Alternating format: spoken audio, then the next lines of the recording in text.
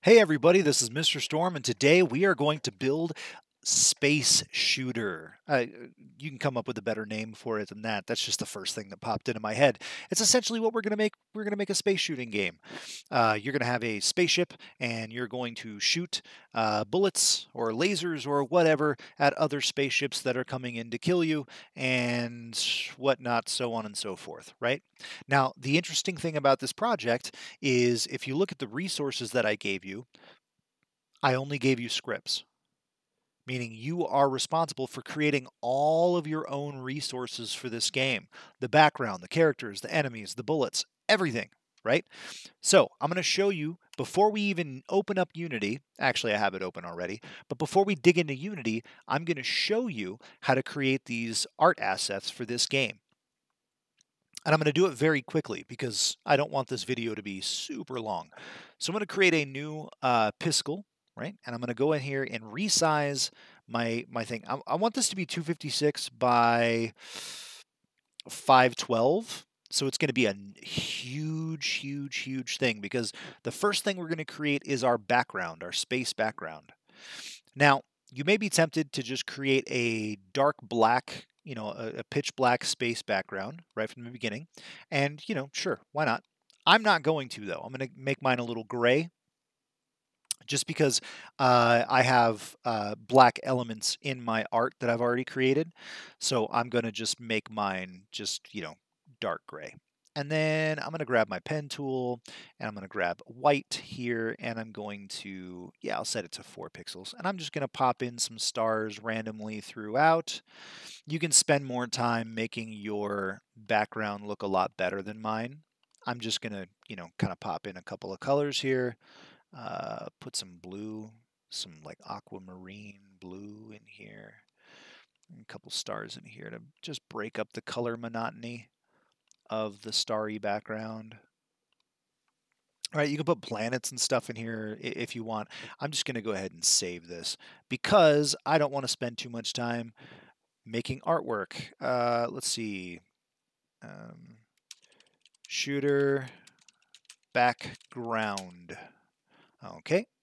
And I'm going to save it to my gallery. And then I'm going to go ahead and download this sprite while I'm here. I'm going to export it, download it, and I'm going to, let's see that in the folder. I'm going to pop that into my resources file while I'm here. Okay, so now I have my background resource. Nope, not Unity. There we go. Let's go back to my gallery. Now, you are going to create your own resources for your game. I've already created a couple that I like. I like this TIE fighter I created, so I'm going to edit the sprite. Now, here's one thing you want to pay attention to. I have 2 versions of this sprite, right? I have this version, which is the red, and this version with a couple of things here on. And whenever you play them in a loop like this at 12 frames per second, you can see that it kind of looks like there's fire coming out the back.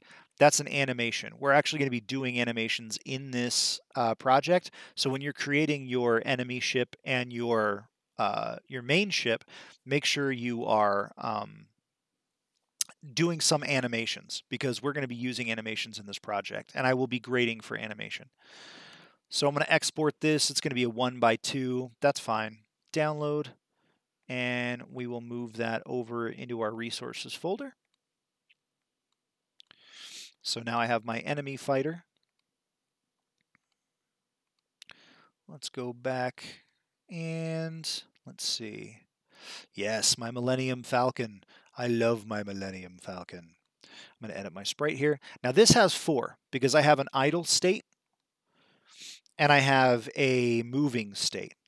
Okay. Now all I've done is I've changed the color of the stuff coming off the back because I want it to, like, I want it to look cool, like it's flashing kind of. But this idle state is going to be when we're moving left and right or down. This moving state is going to be when we're holding the up key, so we're actually moving up on the screen. Okay, so make sure you have some good animations there. I'm going to export that, download, and I will move this into my assets as well. Move that over there. And then the last couple things we need to do is we need some bullets. I have some bullets here. I have an enemy bullet and edit the sprite, download. And this has no animation, it's just a single thing. And then let's go back to my gallery. And come on, load, load, load. I'm trying to go quickly here so that, this video isn't forever long. And export, download. Okay, let's move those over into my resources real quickly. All right. Okay, now if I look at my resources, I have my background, I have my TIE Fighter, my Millennium Falcon, and I have a couple of bullets, a couple of blaster bolts and stuff that are coming in, which is what I want. All right, so now I can close that tab out, and let's open up Unity. All right, so I created this project. It's called Space Shooter. Space Shooter is the name of the project. So let's get into actually making this thing look nice. First of all, before we modify the camera for this game, I'm actually going to go to the Game tab. And if you take a look up here, there's this thing called Free Aspect. I'm going to click that, and I'm actually going to set it to vertical. Vertical. Now, if you don't have vertical there, you probably won't have vertical because I think this is one that I've created. You can hit this plus button at the bottom to add a new item. And you can set it to either an aspect ratio or a fixed resolution. I'm going to do aspect ratio. And the aspect ratio we're looking for this game is a 1:2. So 1 width and 2 height. And you can label it whatever you want. So that's the vertical right there. All right, so this is going to be kind of like a phone game, right? A vertical phone game. When we go back to scene, we can see that our camera is automatically changed for us, which is great. Now, the other thing is we don't actually have to change the background for the camera because when we bring in our background sprite, that's going to cover the entire background. So we don't need to worry about that. All right, let's go ahead and create a new folder. Call this sprites. Let's create another new folder, call this scripts, and let's create a third new folder and call this scenes. Let's import our sprites, import new asset, and we will go to the desktop and our Space Shooter resources, and we will bring in all of our sprites. So I'm going to hit Control, grab all of our sprites here. Boom, and import those. Beautiful. Let's go to our scripts and do the same. Let's import new asset and grab all of our scripts. And yes, there are quite a few of them. And click import. All right, so now we have all of our scripts, we have all of our sprites, and let's save our scene. So file, hello, there we go. Come on, there we go. Save scene as. We'll put it in our scenes folder and we'll call this main. Okay, perfect. So we're all set up. We're ready to start creating our game. Sip of coffee real quick. Sorry about that. All right. So the first thing we want to do is we want to set our background. Well, our pixels per unit at 100 is going to be pretty small. So we want to change that. Let's see. Let's play around with this. Pixels per unit. Let's do 50 pixels per unit. And hit apply and bring that in. Ooh, that's almost exactly perfect. Look at that. That is beautiful. All right, so 50 works for me. It might not work for you. It might be something different for you. I'm going to hit play and see what that looks like. It's a pretty good looking background if I say so myself. Beautiful. All right, so there's my background. And again, you can spend more time making your background look a lot better than mine, and you probably should. I just wanted to make mine very quick. Okay. So next, let's bring in our, let's see, do we want to bring in our character first? No, actually, we want to create some borders. Let's do that. All right, so I want to create some empty objects here. Actually, I'm going to rename this to background. And I'm going to, actually, I can just attach my, yeah. So I'm going to select my background here, and I'm going to add some components. I want to add 4 box colliders. Now, the reason I'm doing this is because I want to create borders that will keep my enemy ships and my bullets and everything else from flying off the screen. Now, you're probably thinking, well, it doesn't really matter because if they fly off the screen, we're not going to see them. Well, what we're going to do is we're going to write a script. Well, I've written a script. We're going to attach a script that is going to delete everything as it comes in contact with one of these borders. Now, the nice thing about it is that it will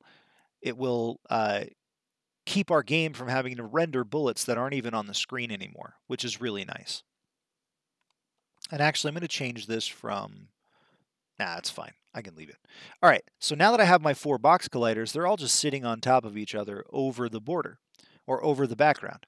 So I can go Edit Collider here, and I can actually create a cool bar here. And I'm going to just extend that out so it's easier to, yeah, I'll go like right there. I'm going to do the same for over here. I'm going to grab this and bring it over. And I'm just creating buffer areas, basically. All right. Do the same here for the top. Bring it up even more, bring it up more, and sure. And then one for the bottom. These don't have to be, there we go. These don't have to be perfect, okay? They don't have to be perfectly aligned. We're just trying to set the boundaries for our game. So now I have boundaries in my game. Beautiful. All right, good. Okay, so next we want to take the script that I wrote, the border script, and we want to attach it to our background object. We're going to go ahead and drop that in there and make sure that that's there. And it is. So essentially, let's take a look at this script. This script has one statement in it. And all the script does is basically says if anything collides with this border that's not called player ship, then it'll destroy that object, right? We don't want to destroy our player if he runs off the screen or runs into the border, but anything else that runs into the border, we want to destroy it, okay? Perfect. That's super, super easy. Now our game is set up for our gameplay. All right, let's bring in our player ship and do some animations. So I'm going to go to my player ship here, and I can see I have my four sprites here. And if I bring that in, and we zoom in, we can see that it brings in all 4 sprites. And that's not what I want. I do not want all 4 sprites. Obviously, I want to split this up into 4 separate things. So, sorry, another sip of coffee. So what I'm going to do is, when I have this selected, over here in the inspector, I'm going to change its sprite mode to multiple. And I'm going to go into the sprite editor. And in the sprite editor, I can go to slice, automatic should be fine, and click slice. And it's going to cut my sprite into 4 separate sections. So now if I click this little arrow, I can see I have 1, 2, 3, and 4 separate Millennium Falconses. And I'm actually going to change the pixels per unit because it was a bit small.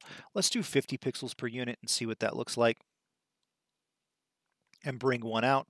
That's a little better, actually. That's a whole lot better. We'll keep that. We'll do 50. It might be a little small on the, well, let's put it in there and see. It might be a little small on the screen when we're playing, but yeah, that's a little small. Let's bump it down a little bit more. Let's do, well, let's delete him. Nope, that guy. And let's do, instead of 50, let's do 30. And apply. Oh, and it's behind the background. This is something that a lot of you had issues with in the last game. You'd bring in an art asset and then it ends up behind the background for some reason. Here's how to fix that.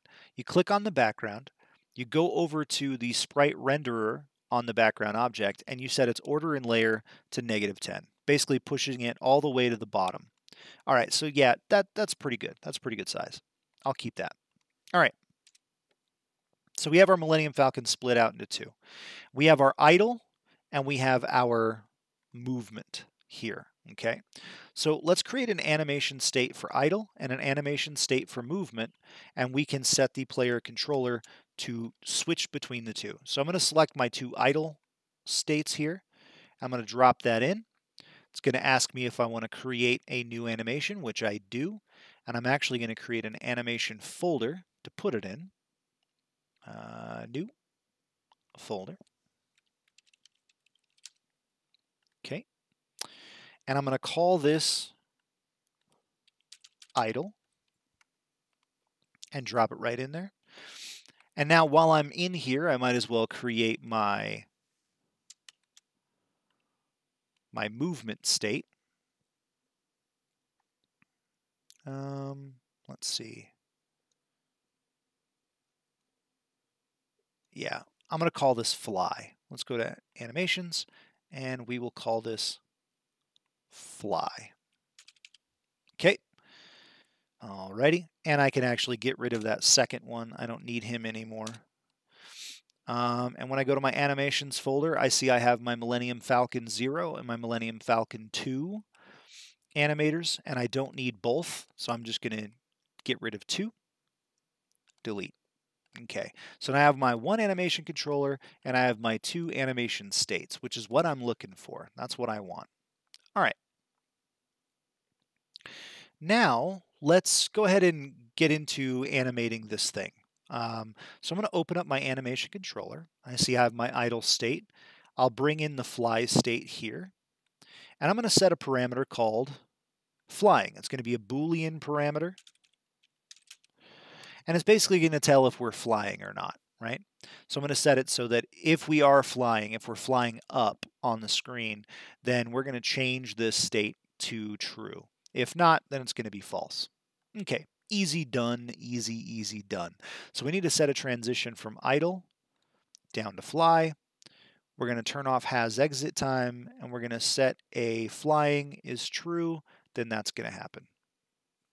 And we'll also do another one from here back to idle, and we will check has exit time, and we will set flying to false.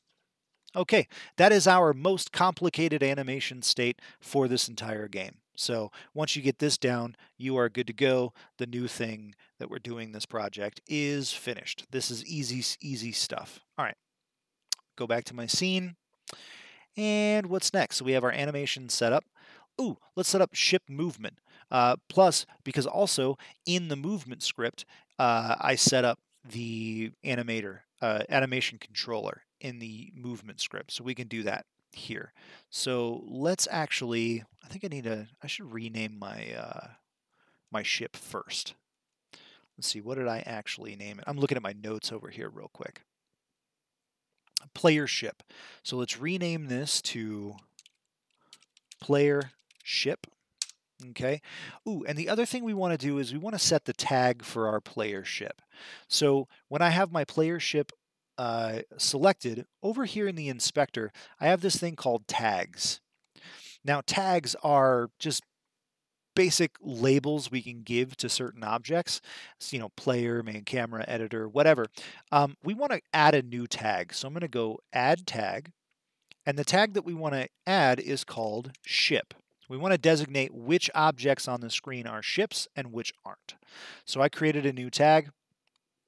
I actually need to select my player ship again and set the tag as ship. Okay, good. So now my ship is all ready to go. Its animation is ready to go. Now I need to actually add some stuff to it. First of all, it needs a collider. And because my Millennium Falcon is kind of a circle, I'm actually going to set it as not a box collider. I'm going to set it as a circle collider. So I'm going to go physics 2D, circle collider 2D. And that's not the perfect size, so I'm actually going to shrink the radius down a bit, and I'm going to move its Y offset down so it really hits the body of the Millennium Falcon. Now, if you're wondering why my Millennium Falcon is really blurry and fuzzy, it's because we grew it when I set pixels per unit.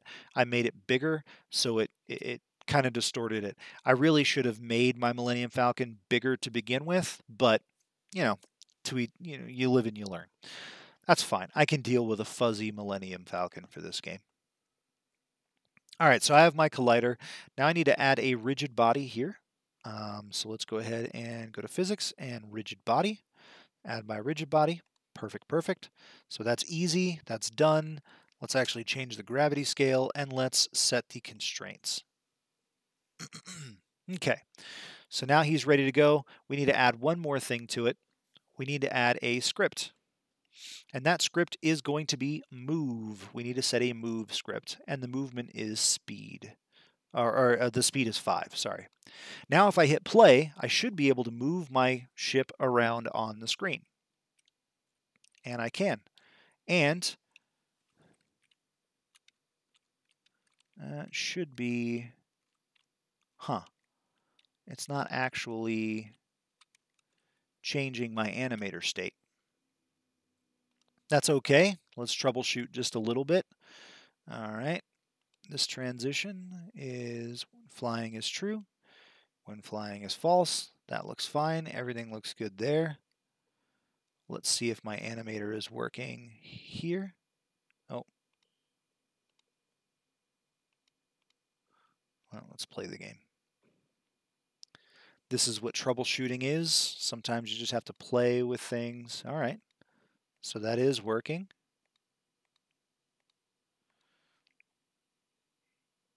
Let's check my script to see if maybe... Oh, because I set flying as a capital. Okay, that's why. Let's rename this. So it should be... So make sure you do that on yours as well. Flying is a capital F. So now when I play the game... There we go. So now I get that nice change whenever I... Perfect. Okay, good, good, good. Oh, that's not where I wanted you. Go there. There we go. All right, so now I have my main character ready to go. I can fly him around. Everything's good there. Now I want to start. I want to set it up so he can fire some bullets. Another sip of coffee there. I want to set it up so we can fire some bullets. So I'm actually going to, let's see, what should I do first? Yeah, let's create the spawners. All right, so I have two little things coming off the front of the Millennium Falcon. So I'm going to create two spawners. I'm going to right-click on the player ship, and I'm going to click Create Empty. Notice that it creates this little arrow next to player ship, and the new game object is indented under player ship. That means that this is a child of the player ship object. Player ship is the parent of game object. I'm going to create two of those. And I'm going to rename them to bullet spawn left and rename bullet spawn right. Okay, bullet spawn left and bullet spawn right.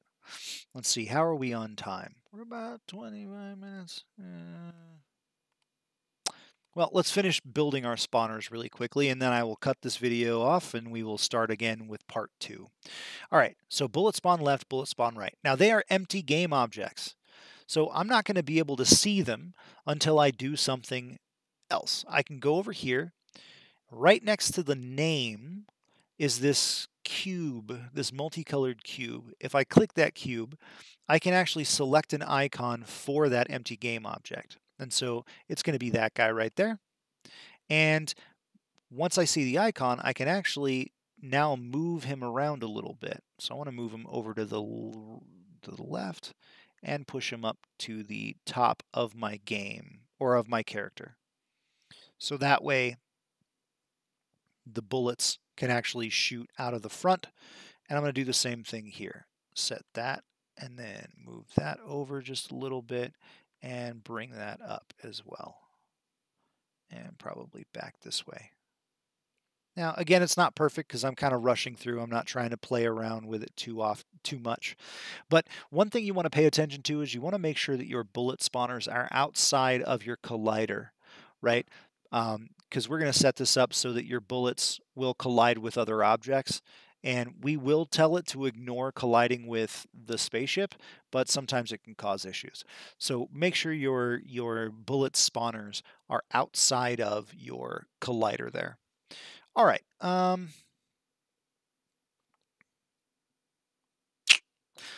Yeah, one more thing before I cut the video. So in these spawners, we actually want to set a script that will handle how these things behave. And the script we're going to use is actually called fire player. So fire player.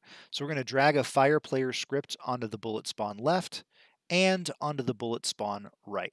And if we look at that script over here, it's asking for a bullet object, which we don't have yet. We'll actually create that in the next video, right? So in the next video, we'll create the player's bullets. We'll set it up so we can actually shoot some bullets. And then we will set up the enemy, and we will set up the enemy shooting at you, and we'll create spawners to create our enemy every couple of seconds or whatnot.